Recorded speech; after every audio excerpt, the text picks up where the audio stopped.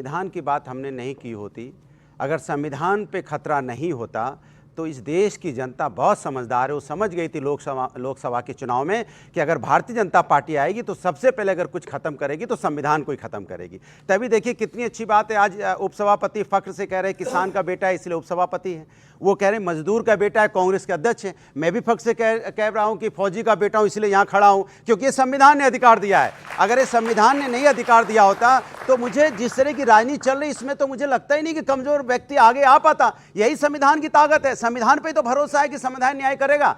संभल की बात जो हम समाजवादी पार्टी के राष्ट्रीय अध्यक्ष ने उठाई है, क्या गलत उठाई है? संविधान के तहत तो हम मांग करते हैं। आप कैसे हर बात पे हिंदू मुस्लिम सिख ईसाई करने लग जाते हैं भाई? जो यहाँ पे मुद्दे हैं, संविधान ने जो हमें अधिकार दिए हैं वो अधिकार तो मुझे मिलने चाहिए ना, वही तो हम मांग करते हैं। ये बताइए एक सेकेंड, कौन सा अधिकार आपको नहीं मिला हुआ जो अब आपको पहले जो था और अब नहीं है आपके पास, वो अधिकार बताइए। मैं बता रहा हूं ना आपको। हाँ बताइए। अगर मैं बोलूं मैं कांग्रेस के कार्यकाल में 1975 में जो इन्होंने आवाज उठाई, इन्होंने कहा कि उस समय इमरजेंसी लगी, इन्होंने कहा कि हमारे पहले राष्ट्रीय अध्यक्ष जी श्री मुलायम सिंह यादव जी जेल गए थे। क्यों जेल गए थे? क्योंकि संविधान बचाना चाहते थे। तब कांग्रेस ने अन्याय किया था तो कांग्रेस के खिलाफ लड़े थे, आज आप अन्याय कर रहे हो तो आपके खिलाफ लड़ रहे हैं। लिया है संविधान बचाना है। कांग्रेस ने तो अधिकार ले लिए थे, इन्होंने कौन सा अधिकार लिया है?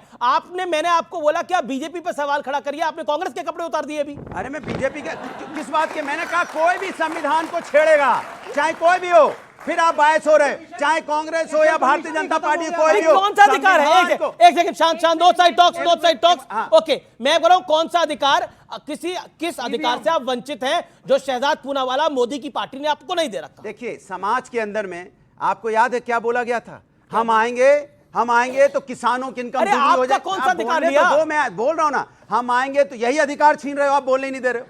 आप बताओ यार, इससे बड़ा क्या बताए? अब मुझे बोलने तो दो। हम आएंगे तो किसान की इनकम दुगनी कर देंगे। किसान धरने पे बैठा रहता है, किसान की मौत होती रहती है। वही किसान जो देश की रीढ़ की हड्डी है, उसमें कितने किसानों की शहादत हो गई, कितने किसानों की मौत हो गई, और आप चुप बैठे रहे। बोलूं मैं, मतलब भारतीय जनता पार्टी, मेरा ही कार्यक्रम में बोलूं। अब आपको लग रहा है ये इनका बोलने का अधिकार गया हुआ है? आप लोगों को लग रहा है ऐसा?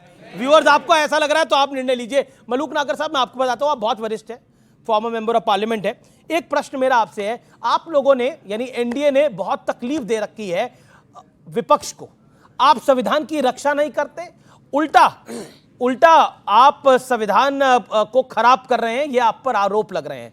दूसरा, आप कपूर खानदान से मिलते हैं और किसानों से नहीं मिलते, ये सवाल भी पूछे जा रहे हैं। और अदानी के बारे में तो मैं क्या बोलूं, बोलिए। देखिए, अभी भदौरिया साहब ने कहा कि माननीय मुलायम सिंह यादव को 75वें इमरजेंसी के समय में 1.5 साल जेल में रखा। करीब 20 साल पहले कुमारी बहन मायावती जी को और माननीय मुलायम सिंह जी को कांग्रेस ने आय से अधिक संपत्ति के केस में फंसा करके जेल में डालने का षड्यंत्र रचा। बड़ी मुश्किल से सुप्रीम कोर्ट से बच के आए हैं। और अब फिर संविधान, भाई तेरे कांग्रेस के साथियों ने करा, इधर कहाँ आ रहे हैं एनडीए की तरफ को? बोलो आगे। अच्छा, दूसरा, जो आज के तारीख में संविधान की कॉपी लेके घूम रहे हैं राहुल जी, खुद ही ज्यादातर संविधान की प्रक्रिया को तोड़ रहे हैं। जैसे अभी अखिलेश जी ने संबल का इशू पार्लियामेंट में लाकर के लूट लिया। राहुल जी को लगा, कांग्रेस को लगा कि यार हम तो रह गए। तो जो एलओपी है, जिसको देश की संसद में रह के किसानों के, गरीबों के, कमजोरों के, लाचारों के, पिछड़ों के, दलितों के मुद्दे उठाने थे, वो तो उठाए नहीं और बाउंड्री पे पहुंच गए। संविधान यूपी की, अच्छा, मतलब यूपी की और दिल्ली की बाउंड्री पे पहुंच गए और ट्रैफिक जाम कर दिया 7 घंटे के लिए। अरे किसानों के मुद्दे, दलितों के, पिछड़ों के, वहां एलओपी वहां काम करो। संविधान के अनुसार अगर देश के किसी भी प्रदेश में आफत आने वाली है, राजनीतिक लोगों से झगड़ा बढ़ सकता है, तो उसमें जाकर के राजनीतिक लोगों को आग में घी नहीं डालना चाहिए, संविधान कहता है। अब भी संविधान को खुद तोड़ते हो और किताब लिए घूमते हो और उसमें बीच में खाली कागज होते हैं। भदौरिया, अगर मेरे बीच में बोलोगे, तुम पे जवाब नहीं है, मेरी बात का झिलने नहीं है, और अगर तुम बोलो बोलने नहीं दूंगा। अरे जब मेरा नंबर आ गया तो बोलने नहीं दूंगा, ये अन्याय है। सवाल ये है कि इन्होंने बोला, मैं बस 5 सेकंड, आज लगता है भदौरिया थे पर्सनल खून लगा। इन्होंने बोला किसानों का मुद्दा, महंगाई का मुद्दा, बेरोजगारी का मुद्दा आप पार्लियामेंट में उठाओ, हम उठा रहे हैं ना, तो आप किस लिए सरकार में? आप कुछ नहीं करेंगे, नहीं, सब कुछ हम करेंगे, आप कुछ नहीं करेंगे। मैंने हम मुद्दा भी उठाएंगे, लड़ेंगे भी हम आपसे, और नहीं हम आपसे लड़ेंगे भी, मुद्दा भी उठाएंगे। बात हो जाए, बाबा हो गया क्वेश्चन, जवाब तो ले ले यार। बांग्लादेश, रुक जाओ, बांग्लादेश में हिंदुओं पे अत्याचार होगा, हम ये हल्ला मचाएंगे, आप कुछ नहीं करोगे। आप खाली बैठ के टीवी डिबेट में बोलोगे कि भदौरिया जी, भदौरिया जी, भदौरिया जी। अरे भैया सरकार में आप है, जाइए आप, कुछ कीजिए आप।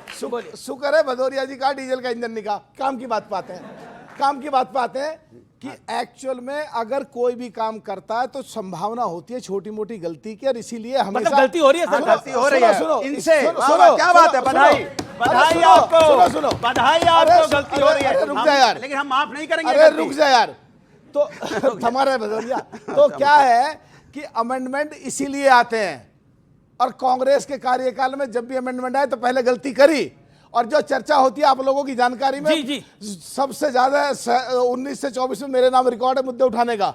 अगर कोई भी अमेंडमेंट होगा तो उस पे जो चर्चा होती है वो होती इसलिए है कि सरकार अगर लेके आई है, और अगर कहीं कुछ छोटी मोटी कमी रह गई है, छोटी मोटी कोई क्लरिकल मिस्टेक रह गई है, कॉमा रह गया, गलती रह गई है, गलती रह गई है, तो उसमें विपक्ष के लोग खड़े, विपक्ष के लोग खड़े हो, उसमें विपक्ष के लोग खड़े हो, सुनो, विपक्ष के लोग खड़े हो और सुझाव दें, और मंत्री बाद में क्लैरिफिकेशन। बिल्कुल आपकी बात सही है, पार्लियामेंट्री प्रोसेस सही बता रहे हैं, लेकिन अगर गलती बताएंगे पब्लिकली तो बेहतर रहेगा, गलती सुधार तो लेंगे। आप सपा अपने अलायंस की बड़ी तारीफ कर रही है, आप अपने गठबंधन की बड़ी तारीफ कर रहे हैं, आप दोनों के लिए तालियां। ओके हैं, ये आइडियोलॉजिकली आप क्लियर हैं। एक लाइन रह गई देवबंद साहब, अरे एक सेकंड, आपसे